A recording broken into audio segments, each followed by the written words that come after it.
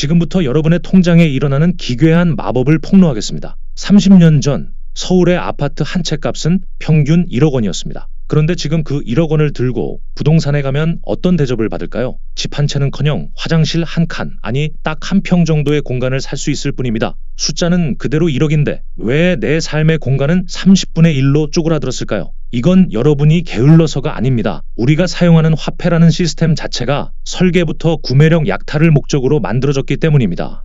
경제라는 상자 안에 사과 하나와 배 하나가 있다고 가정해 봅시다. 세상의 모든 물자가 이게 전부라면 처음엔 사과도 1,000원, 배도 1000원이겠죠. 서로의 가치가 같으니 사과 한 알로 배 하나를 바꿀 수 있습니다. 그런데 어느 날 국가가 이 상자 안에 돈을 8,000원이나 더 찍어서 뿌립니다.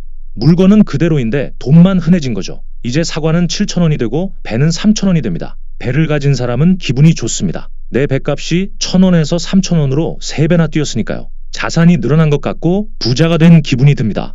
하지만 이건 거대한 착각입니다. 예전엔 배 한 알만 주면 사과 하나를 얻었지만 이제는 배 3알을 가져가야 사과 하나를 겨우 얻을 수 있습니다. 명목상 가격은 올랐지만 실제 내 자산의 힘인 구매력은 반토막이 난 셈이죠. 우리는 10억, 20억이라는 숫자의 잔치에 취해 있지만 사실은 내 주머니 속 사과 조각을 누군가에게 계속 빼앗기고 있는 겁니다. 이 잔인한 게임의 승자는 정해져 있습니다. 화폐를 찍어내는 사람, 그리고 그 돈을 가장 먼저 빌려 쓰는 10%의 권력자들이죠. 그렇다면 나머지 90%인 우리는 영문도 모른 채 벼락거지가 되어야만 할까요? 우리가 타고 있는 이 화폐라는 이름의 버스는 지금 브레이크가 고장난 채 낭떠러지로 향하고 있습니다. 더 무서운 사실은 이 버스 안에서 우리가 숫자를 세며 즐거워하는 동안에도 누군가는 이미 조용히 비상구를 열고 탈출하고 있다는 겁니다. 그들이 옮겨 탄 비밀스러운 이동수단은 대체 무엇일까요? 이 불공평한 게임의 판도를 뒤엎을 설계자들의 다음 수를 곧바로 확인해 보시죠. 숫자의 마법에 속아 낭떠러지로 향하는 버스에 앉아있는 우리. 그런데 이 버스 안에는 아주 기괴한 장치가 하나 더 숨겨져 있습니다. 바로 우리가 은행에 맡긴 돈이 실시간으로 복사되고 있다는 사실이죠. 여러분이 은행에 100만 원을 예금하면 은행은 그중 단 5만 원만 금고에 남겨두고 나머지 95만 원을 다른 사람에게 대출해 줍니다. 황당하게도 그 대출된 95만 원은 다시 누군가의 예금이 되고 은행은 또 그 돈의 90%를 또 다른 누군가에게 대출해주죠. 이 과정을 반복하면 여러분의 100만 원은 시장에서 순식간에 1,000만 원어치의 화폐로 불어납니다. 이것이 바로 현대 경제를 지탱하는 부분지급 준비금이라는 마술이자 저주입니다. 시중에 돈이 10배로 불어날 때 여러분이 피땀 흘려 번 100만 원의 가치는 어떻게 될까요? 당연히 10분의 1로 희석됩니다. 가만히 앉아있는데 내 지갑 속 지폐의 농도가 옅어지는 셈이죠. 우리는 은행 시스템이라는 거대한 플랫폼 안에 내 자산을 올려두어야만 경제생활이 가능하다고 믿어왔습니다. 하지만 그 대가로 우리가 지불하는 비용은 상상을 초월합니다. 인플레이션이라는 보이지 않는 세금, 송금과 환전마다 떼이는 수수료, 그리고 내 돈을 내 마음대로 쓰지 못하는 시간적 지체까지 말이죠. 결국 이 시스템은 90%의 서민이 탄 낡은 버스에 연료를 짜내어 10%의 권력자들이 탄 택시를 움직이는 구조입니다. 우리가 안전하다고 믿었던 원화나 달러라는 법정화폐가 사실은 가장 비싼 사용료를 내야 하는 소모품이었다는 진실, 믿어지시나요? 이제 깨어나야 합니다. 국가가 독점해온 이 주조권의 벽에 균열이 생기기 시작했습니다. 그 균열 사이로 스며든 기술은 우리에게 묻고 있습니다. 언제까지 이 비싼 비용을 치르며 노예처럼 살 것인가? 라고 말이죠.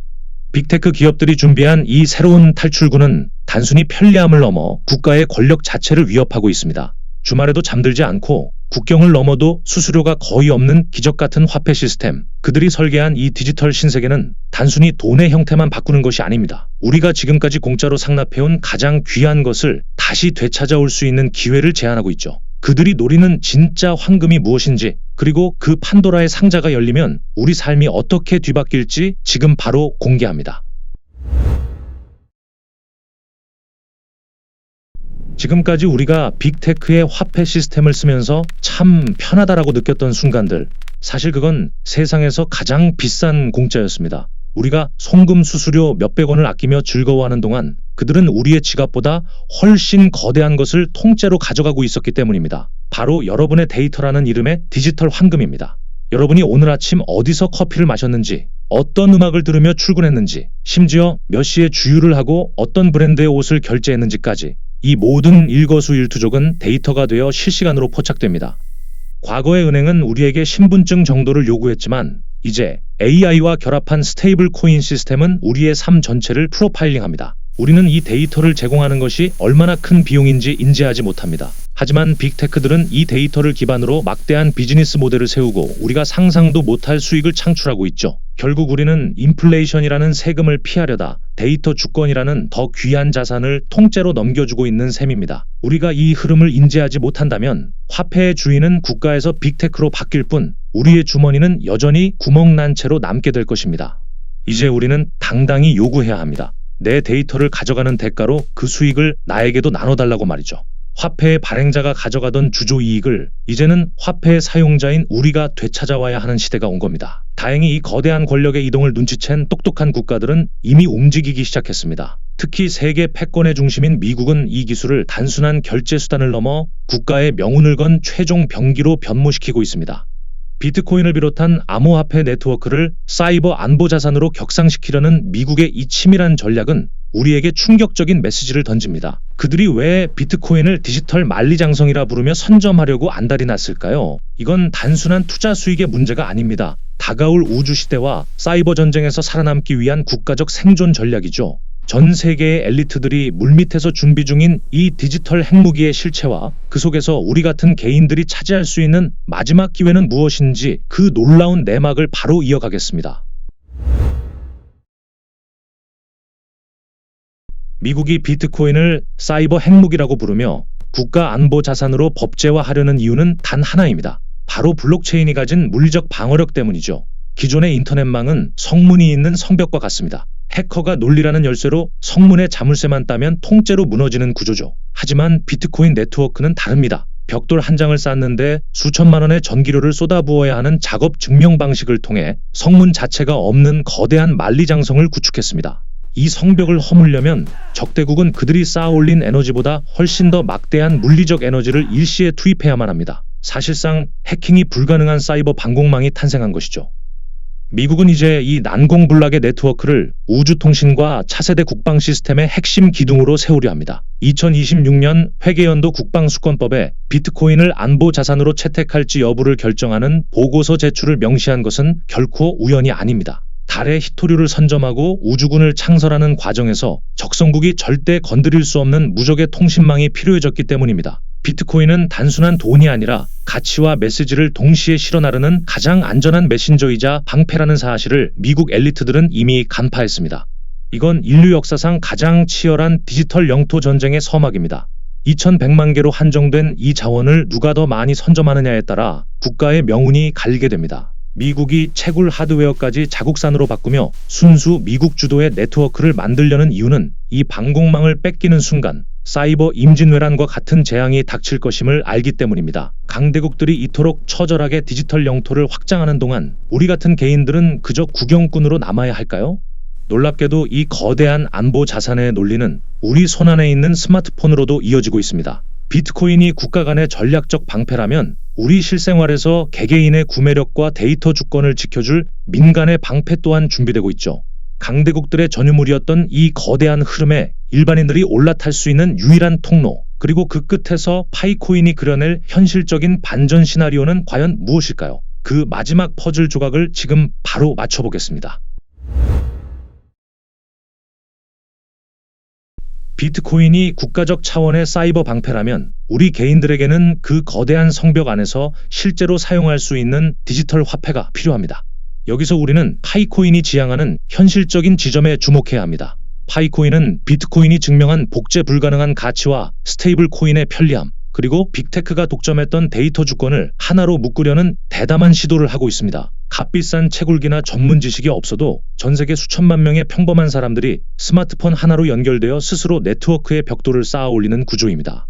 이것은 단순히 코인 몇 개를 모으는 행위가 아닙니다. 앞서 말씀드린 화폐 사용 비용을 획기적으로 낮추는 사용자 중심의 혁명입니다. 파이코인 생태계에서는 은행이라는 중간 착취자 없이도 우리가 생산한 데이터와 신용이 곧바로 가치가 됩니다. 90%의 서민이 탄 버스에서 내려 스스로 주조이익을 나누는 새로운 이동수단에 올라타는 것이죠. 미국이 비트코인을 안보 자산으로 채택하며 디지털 영토를 선점하듯 우리 개인들은 파이코인이라는 네트워크를 통해 자신만의 디지털 영토를 확보하고 있는 셈입니다.